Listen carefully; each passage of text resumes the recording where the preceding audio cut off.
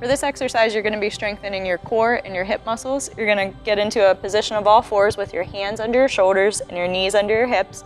From this position, you're going to contract your belly muscles and pull your belly button in towards your spine. Be careful not to round your back towards the ceiling. You want to keep a good neutral position, just tightening your belly muscles up towards your spine. Hold that position while you extend one leg straight back and hold that for 5 seconds. Then you'll return this knee down to the floor and alternate sides while you're careful to maintain your abdominal contraction.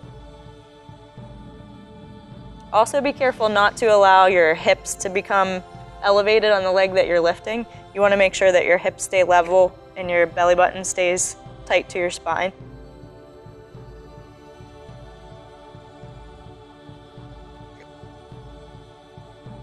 You'll alternate side to side until you get 30 repetitions.